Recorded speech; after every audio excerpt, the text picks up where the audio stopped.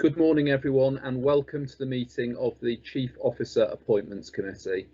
I'm Councillor Simon Hennig, Leader of Durham County Council and Chair of this meeting. This meeting is taking place on Friday the 13th of November and is being recorded live to the Council's website and will be available to be viewed for a minimum of 6 months. Please be aware that any footage from the meeting can be used in subsequent media broadcasts.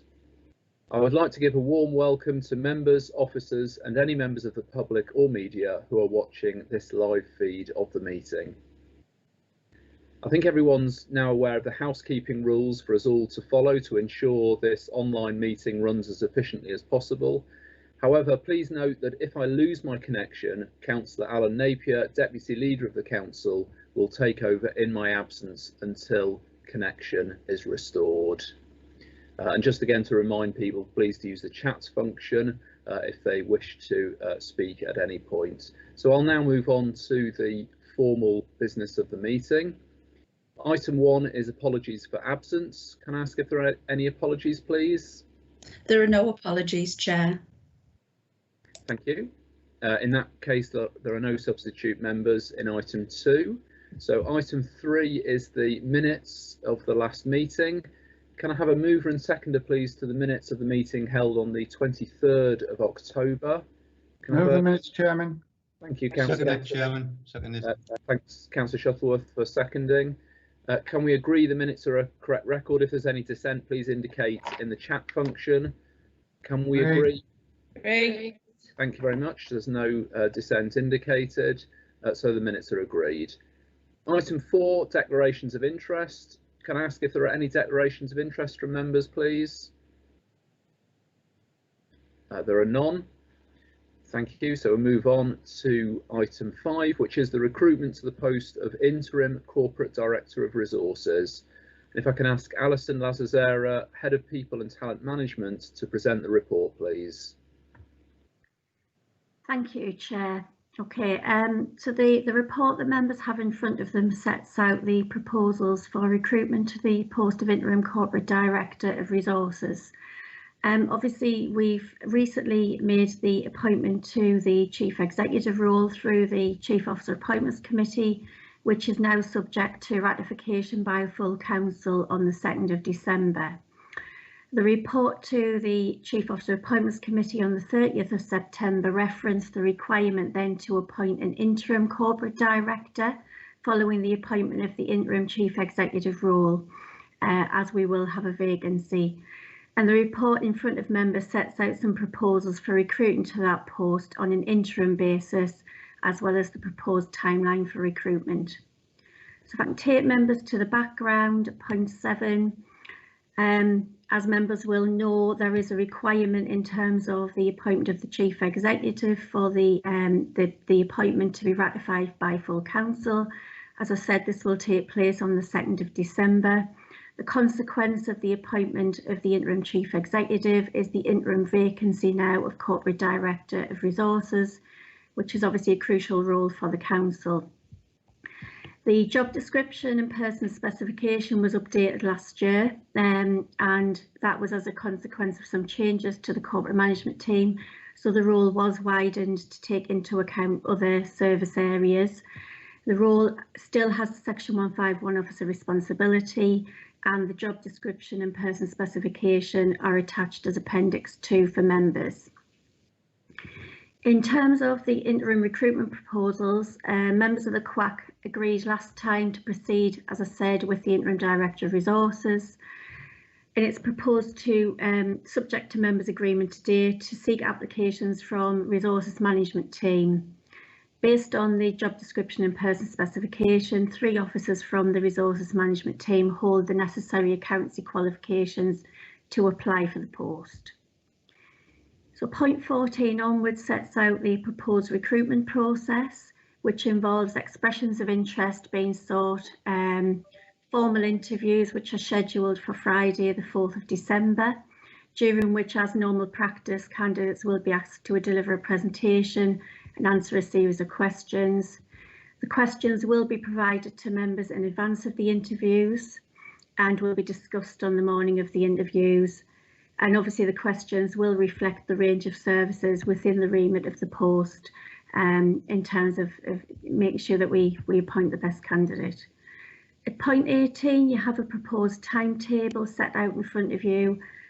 So subject to members' agreement today, we'd be looking at expressions of interest being opened from the 16th of November and closing on the 23rd of November, followed by the formal interviews on the 4th of December with the committee.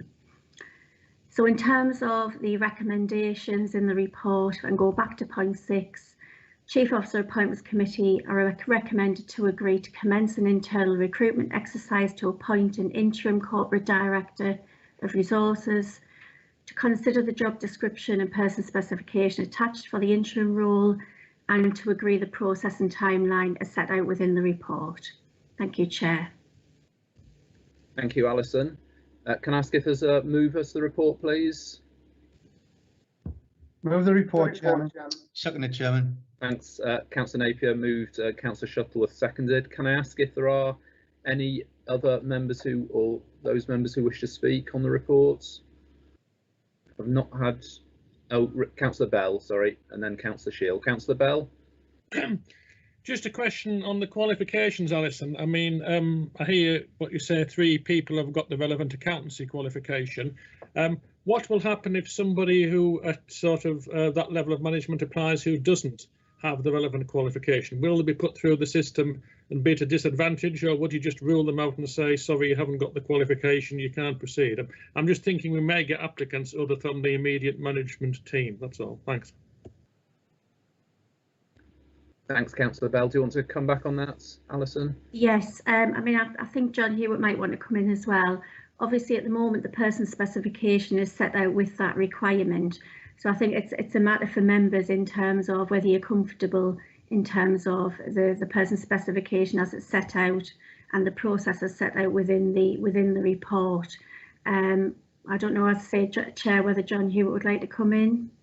Yeah, I think to answer the question, Councillor Bell, the job description is set out does require the accountancy qualifications because it's the Section 151 officer post. So if someone applied who didn't have the qualifications for this interim post, they wouldn't be put through for interview in this particular circumstance.